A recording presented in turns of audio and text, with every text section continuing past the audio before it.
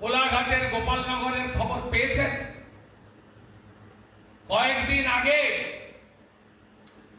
একজন ধর্ষণকারী জিহাদি বড় বোনকে বিয়ের প্রস্তাব দিয়েছিল, তার বাবা রাজি হয়নি এবং বড় বোনকে সরিয়ে দিয়েছিল তার বাবা, মানে আড়ালে রেখেছিল কোনো আত্মীয়র বাড়িতে।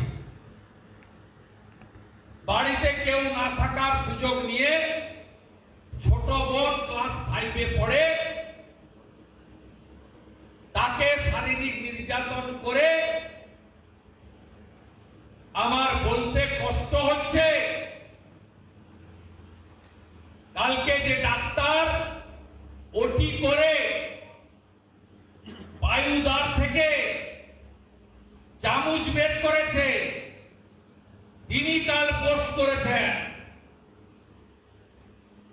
এই হচ্ছে বাংলার নারীদের কথা ছেড়ে দেন, শিশু কন্যাদের অবস্থা। এই মুখ্যমন্ত্রীকে সরাতে না পারলে বাংলার কোন শিশু কন্যা নারী সুরক্ষিত নয়। এমন সরকার আনুন সক্রিয় সদস্যরা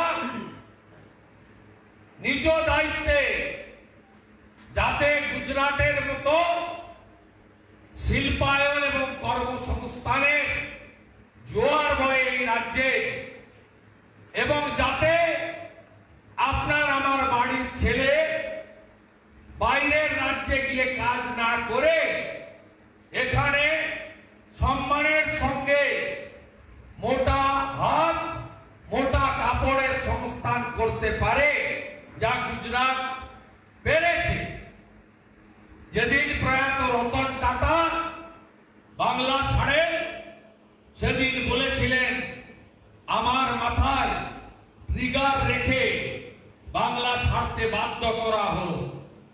আমি খারাপ এমকে ছাড়লাম, ভালো এমের কাছে যে যাচ্ছি, তার গাড়ির কারখানা সিঙ্গুর থেকে তুলে গুজরাটের সানন্দে নিয়ে গেছিলেন। 14 বছর একটাও ইন্ডাস্ট্রি হয়নি। নানা ধরনের কন্টেন্ট দেখার জন্য লাইক করুন, শেয়ার করুন আমাদের ফেসবুক পেজ, সাবস্ক্রাইব করুন আমাদের ইউটিউব চ্যানেল। পাশাপাশি অন্যান্য ব্রেকিং নিউজের জন্য অবশ্যই চোখ রাখুন রিপাবলিক বাংলায়।